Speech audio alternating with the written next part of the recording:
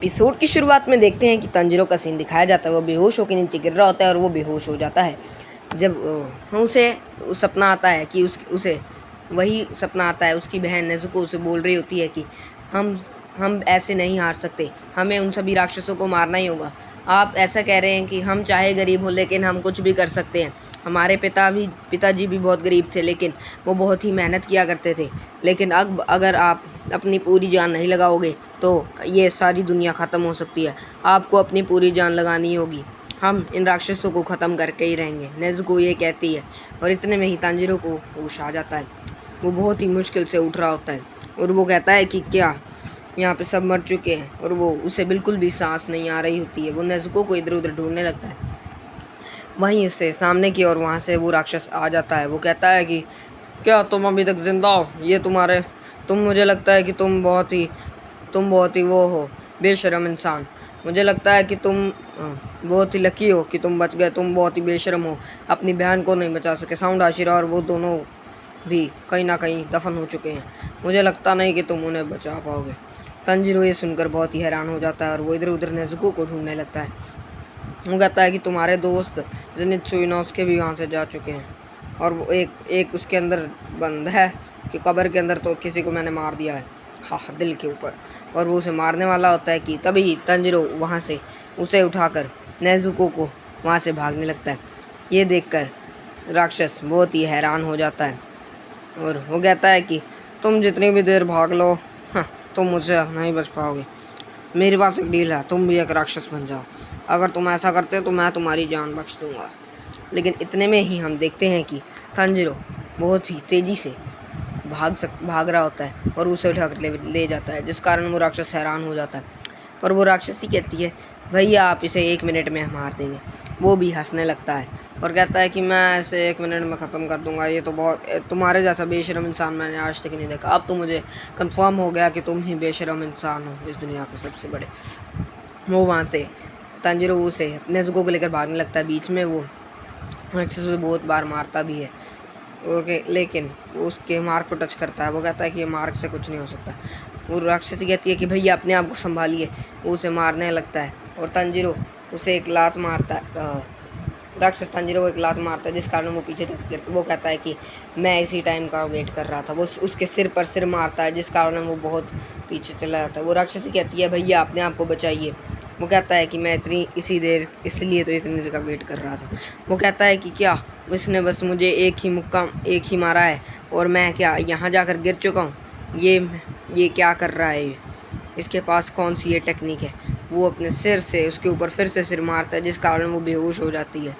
और वो राक्षसी बहुत ही गुस्से में आ जाती है और वो कहती है कि मैं तुम्हें छोड़ूंगी नहीं। वो तंजीरो उसे गले पर मारने वाला होता है और उसके किनाइल उसके पैर में घुस जाती है। वो कहता है कि शुक्र है हम उस दिन राक्षस नहीं बने, नेज़ुको जिस दिन थी। नहीं तो अगर हम अब तक राक्षस बन गए होते तो शायद इसी तरह जिस तरह मैं ऐसे मार रहा हूँ, कोई मसले को वापस से मार रहा होता। वो कहता है कि तब तक मैं नहीं मर सकता जब तक कोई और मेरी बहन को ना मारे।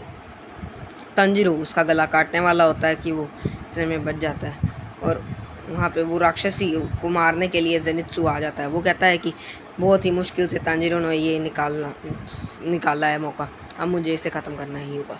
दूसरी ओर वो उसका गला काट रहा होता है राक्षस का। तो वो राक्षस कहता है कि क्या यही हमारा अंत था? क्या मैं इस नॉर्मल से लड़के से मरूंगा?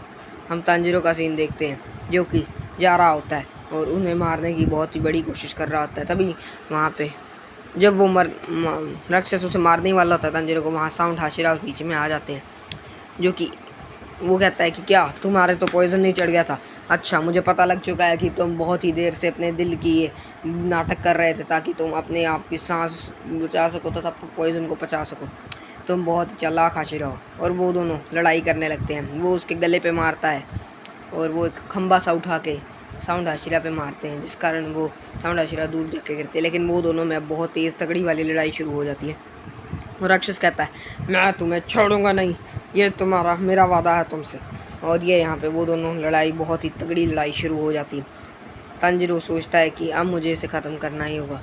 वो साउंड हाशिरा कहता है कि जल्द एक ही हाथ से ये मुझे कैसे मार रहा है, ये तो बहुत ही तगड़ा है।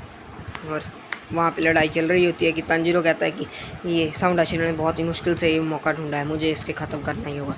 लेकिन इतने में हम देखते हैं कि वहाँ जब लड़ाई हो रही होती है वहाँ एक बहुत ही बड़ा धमाका होता है, जिसके अंदर वो साउंड आशिरा को जब ख़त्म करना अपने किनाइल से तंजीरो के अंदर घुसा देता है और वो कहता है कि तुम्हारे पास जो एक मौका था वो भी तुम गंवा चुके हो।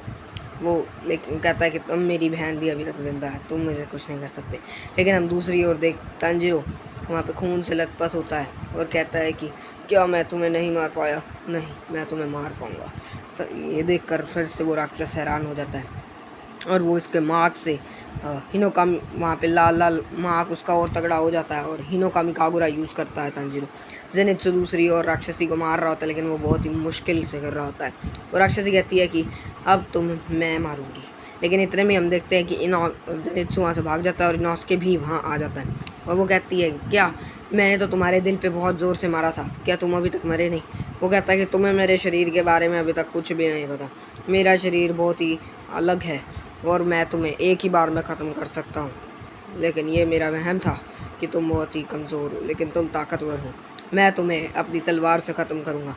दूसरी ओर तंजीरो, इनोस्के और जेनित्सु हम देखते हैं कि वो अपनी तीनों एक साथ एक ही तलवारों से उन तीनों पर सिरों पर हमला करते हैं, जिस कारण वो तीनों का सिर कटकर नीचे ज़मीन पर गिर जाते हैं और इधर उधर लुढ़कने लगते हैं। साउंड आशिरा सुमा जिस कारण बहुत खुश होती है, तो वो कहता है कि साउंड आशिरा उसे कुछ कह रहा होता है, लेकिन तंजीरो को समझ नहीं आती। वो कहता है कि क्या मैं ऐसे नहीं मार पाया, ये क्या मैं ऐसा नहीं कर सकता, क्या मैं उसे नहीं मार पाया, मेरे पास ये आखिरी मौका था।